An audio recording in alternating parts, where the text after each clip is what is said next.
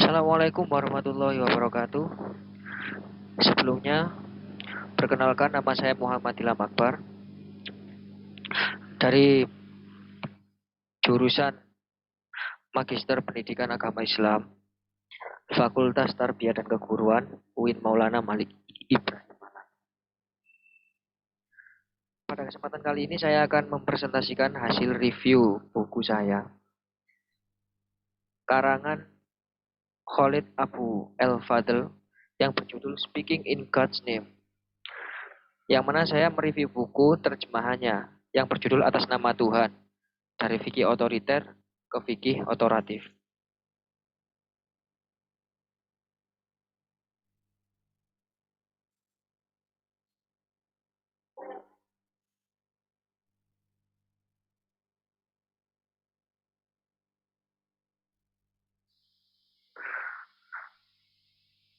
Khalid Muhammad Abu El-Fadl dilahirkan di Kuwait pada tahun 1963. Ayahnya bernama Medad Abu El-Fadl, seorang ahli hukum Islam, dan ibunya bernama Afaf El-Nirm. Ayahnya Khalid Muhammad Abu El-Fadl adalah salah satu seorang ahli hukum Islam yang sangat terkenal. Khalid Muhammad Abu El-Fadl ini juga adalah pejuang kesetaraan gender, nilai-nilai pluralisme, dan juga keadilan sosial.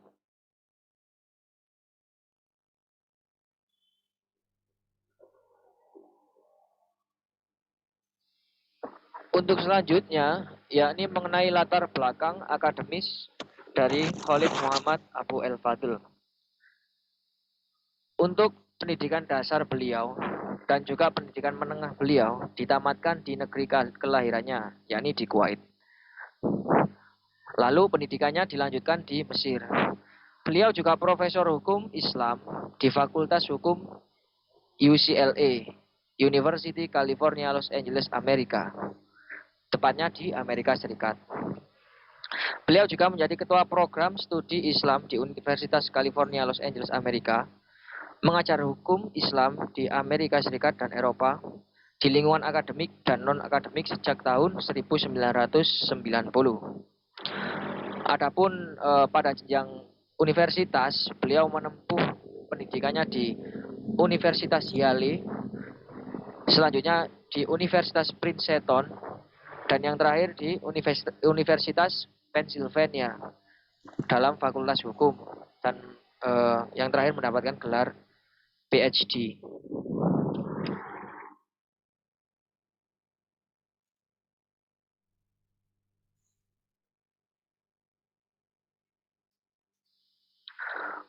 Untuk selanjutnya, yakni mengenai profil karya Speaking in God's Name, yang mana di dalamnya membahas tentang Islamic Law, Authority, and Women, yang mana diterbitkan oleh One World pada tahun 2001.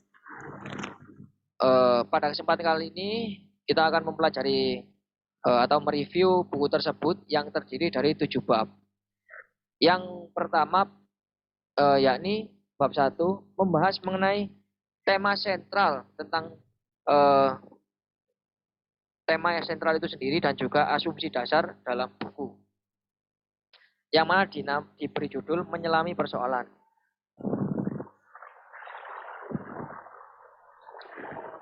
Yang kedua yakni bab 2 memaparkan dan menggali gagasan tentang pemegang otoritas dalam hukum Islam dengan menganalisis gagasan tentang kekuasaan mutlak.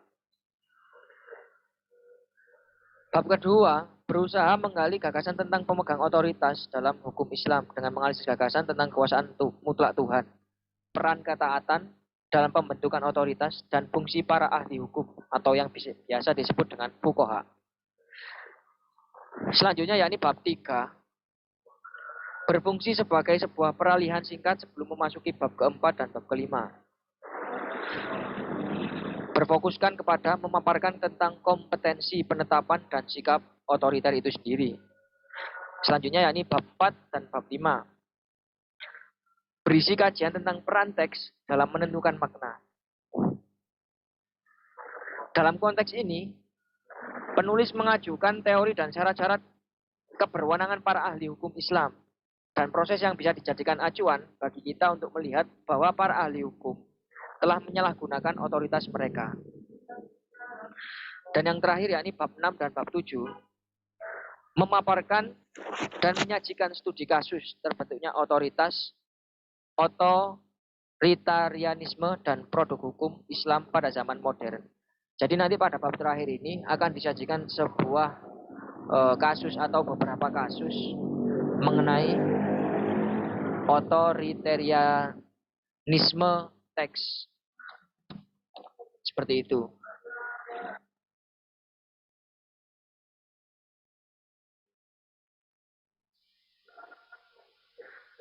Untuk selanjutnya, saya akan memaparkan mengenai pemikiran atau ide Khalid Abu el-Fadl. Pertama, dapat kita ketahui bahwasanya pendekatan atau teori yang digunakan Abu el-Fadl ini dalam kajian buku ini adalah menggunakan teori hermeneutika. Yang kita ketahui bahwasanya teori tersebut adalah teori yang biasa digunakan untuk menafsirkan atau menginterpretasikan dalam kitab Bible. Seperti itu. Namun, dalam pemikiran buku ini, dalam pemikiran yang tertuang dalam buku ini, Khalid el-Fadl menggunakan teori hermeneutika, akan tetapi dikatakan bahwasanya dalam teori tersebut tidak ada sistem kegerejaan, yang mana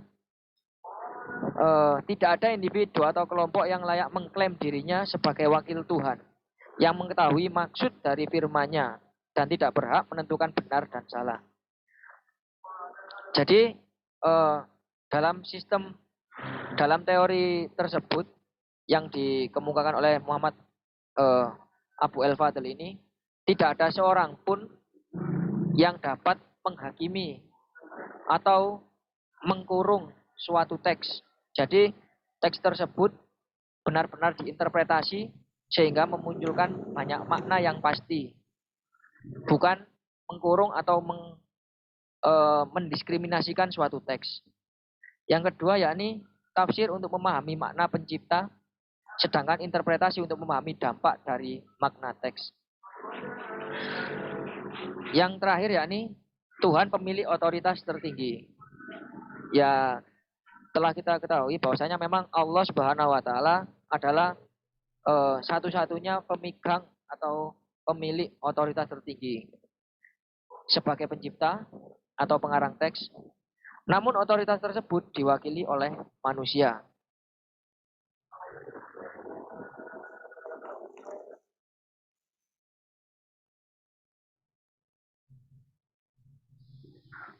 Untuk selanjutnya, saya akan mencoba memaparkan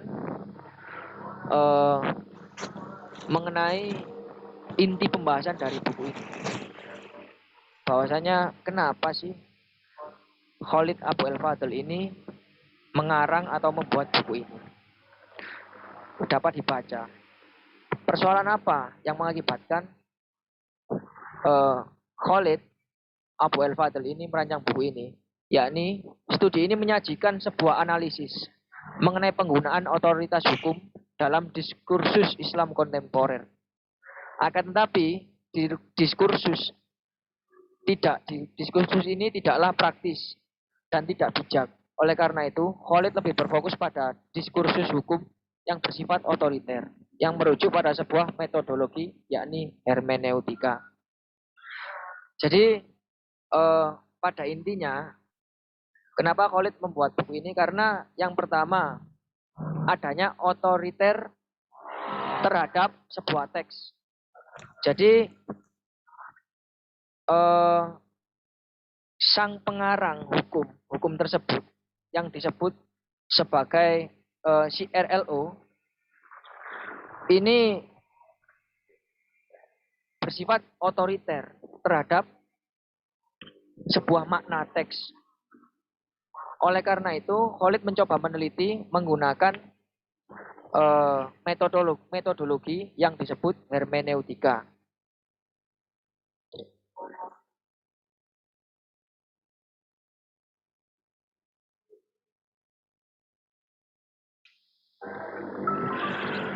Lalu selanjutnya mengenai teks dan makna atau teks pengarang dan teks dan yang membaca teks tersebut, yakni melakukan analisis kritis tentang anatomi praktik penafsiran hukum Islam yang bersifat otoriter.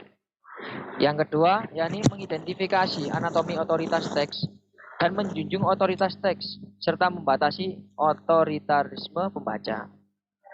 Yang ketiga, menjadikan Al-Quran sebagai tidak antikritik. Jadi Al-Quran fleksibel. Yang keempat, yakni penetapan makna. Dan yang terakhir, menjunjung keautentikan Al-Quran sebagai kalamullah dan kenabian Muhammad Sallallahu Alaihi Wasallam.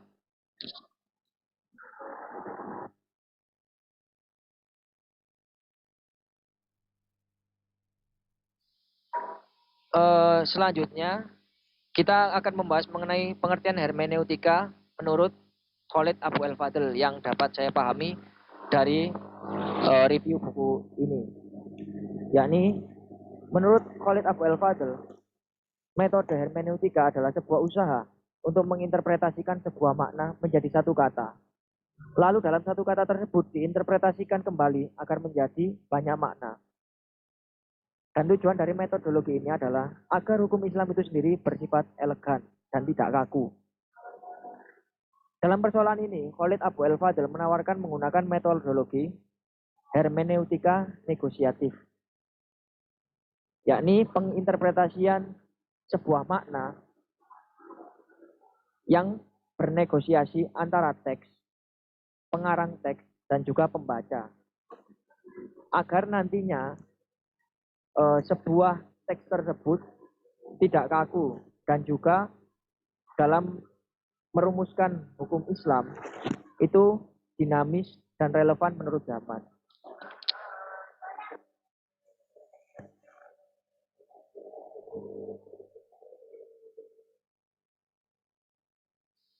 Yang selanjutnya yakni konsep otoritas dibagi menjadi dua, yakni koersif dan juga persuasif. Yang koersif ini adalah kemampuan untuk mengarahkan orang lain dengan perilaku membujuk, mengambil keuntungan, dan juga mengancam ataupun menghukum. Sehingga orang itu akan menurut dan melakukannya. Ya bisa disebut karena keterpaksaan. Yang kedua yakni persuasif, melibatkan kekuasaan yang bersikap normatif atau lebih gampangnya yakni kemampuan seseorang untuk mengarahkan keyakinan atau perilaku seseorang atas kepercayaan.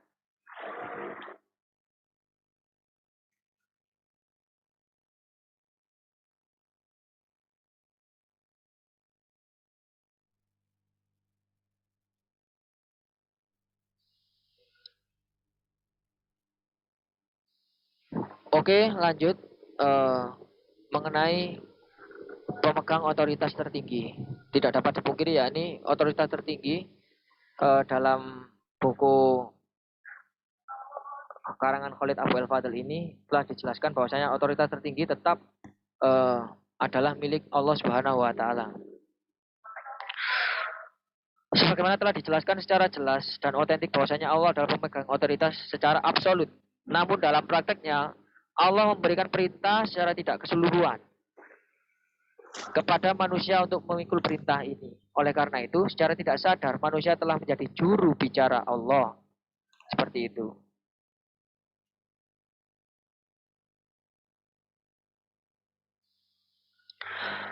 Dengan kata lain bahwasanya dalam melaksanakan perintah Allah untuk memikul perintah tersebut, manusia tidak boleh untuk bertindak secara otoriter atau melakukan tindakan yang sewenangnya dengan cara merampas otoritas Allah. Atau dalam istilah lain yakni kita mengurung atau membulatkan kehendak Allah dalam sebuah ketetapan tertentu. Dan kemudian menyajikan suatu ketetapan tersebut sebagai suatu yang pasti.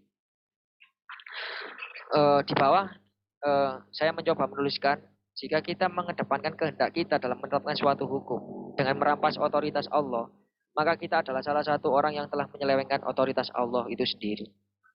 Misalkan saja, memang hakikat botol itu untuk wadah minuman. Tapi jika kita menginterpretasikannya dalam berbagai makna, yang itu dapat menyebabkan munculnya banyak makna, bahwasanya botol itu dapat dibuat minum, dapat dibuat sebagai kerajinan, dapat dibuat sebagai yang lain-lain seperti itu. Jadi tidak serta-merta botol itu kita menghukumi bahwasanya pengertian botol itu cuma satu, ya untuk buat minum. Kita tidak boleh seperti itu. Jadi kita seakan-akan mengurung suatu arti sebuah teks.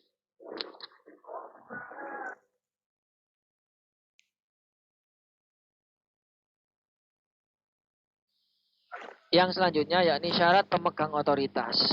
Ini ada 5. Yang pertama yakni self restraint atau yang kita sebut dengan kontrol diri. Yang kedua yakni diligence atau sungguh-sungguh, komprehensif yaitu mempertimbangkan dari berbagai aspek. Jadi tidak saklek kepada satu aspek saja. Yang keempat yakni yang pasti rasional, eh, masuk akal.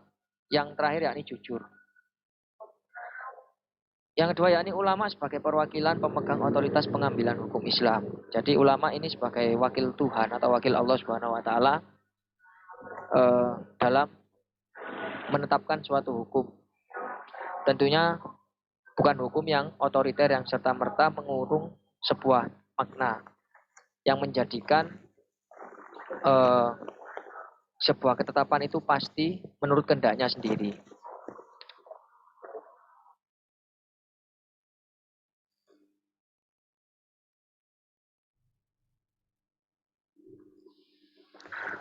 Menginjak kepada bab yang terakhir yakni contoh studi kasus. Dalam kutipan teks berikut, Ar-rijalu qawwamuna 'alan nisa.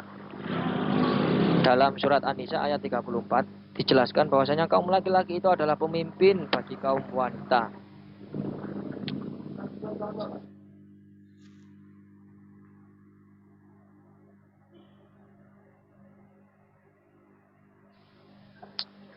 Dalam sebuah teks tersebut, para ahli hukum di CRLO atau Council for Scientific Research and Legal Opinion atau Al-Lajnah Ad-Dami'ah Lil Buhus Al-Ilmiyah Wal Ifta, itu lembaga pengkajian ilmiah dan fatwa, yakni sebuah lembaga resmi di Arab yang diberikan kepercayaan untuk mengeluarkan fatwa, menegaskan bahwa seorang istri harus mematuhi suaminya selama perintah suaminya tersebut dibenarkan.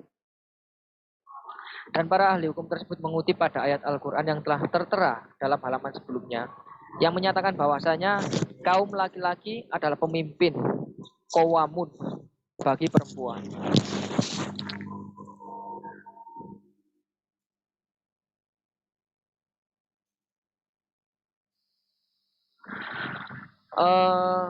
Selanjutnya, mereka yang setuju dengan pendapat CRLO, ayat tersebut menjadi pedang atau tambahan bukti untuk mendisiplinkan, bahkan mendiskriminasi wanita secara otoriter.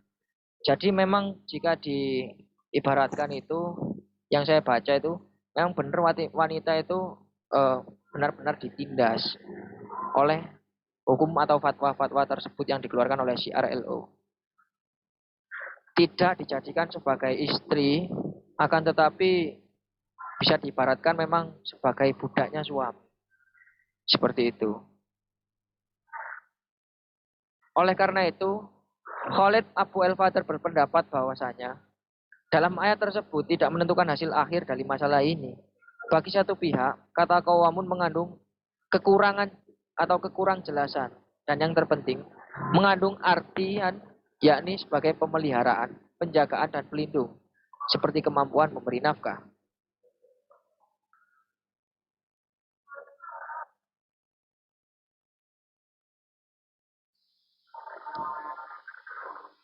Kata qawamun itu banyak sekali maknanya. Pelindung, pemelihara, penjaga, dan juga adil. Karena Allah telah melebihkan mereka dari sebagian yang lain, dan karena mereka telah menafkahkan sebagian dari harta mereka. Jika, bisa dilihat ya, jika perempuan menjadi pencari nafkah yang utama, maka ia berhak menanggung tugas sebagai penjaga. Dan ini jika diartikan secara saklek atau secara pasti menurut kehendak kita, ya sudah. Eh, jika dibalik, ini akan salah. Maka jika kita menjawab keduanya itu eh, keduanya dipikul bersama, maksudnya ya ini jika tanggung jawab keuangan, misalkan tanggung jawab keuangan dipikul bersama, maka antara suami dan istri menjadi penjaga satu sama lain.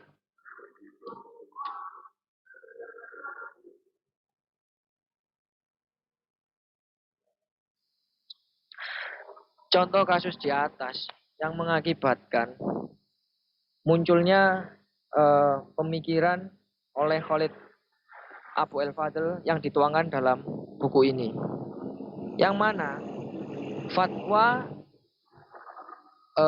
hasil dari apa? Hasil dari pemikiran terhadap sebuah teks dalam Al-Qur'an yang dihasilkan oleh CRLO itu sendiri, itu mengakibatkan pendiskriminasian perempuan yang mana ditentang oleh Khalid itu sendiri, yang mana menempatkan posisi perempuan sebagai bawahan dan laki-laki sebagai atasan. Dan yang mana kita ketahui bahwasanya Al-Quran tidak pernah menggunakan kata to'at dalam sebuah rumah tangga. Akan tetapi menggunakan kata qawamun yang berarti penjaga ataupun pelindung. Jadi dapat kita tarik kesimpulan bahwasanya keluarga itu tidak ada atasan ataupun bawahan seperti paralel di perusahaan. Yang ada adalah hubungan cinta dan kasih sayang, mawaddah warahmah. Seperti itu. Terima kasih.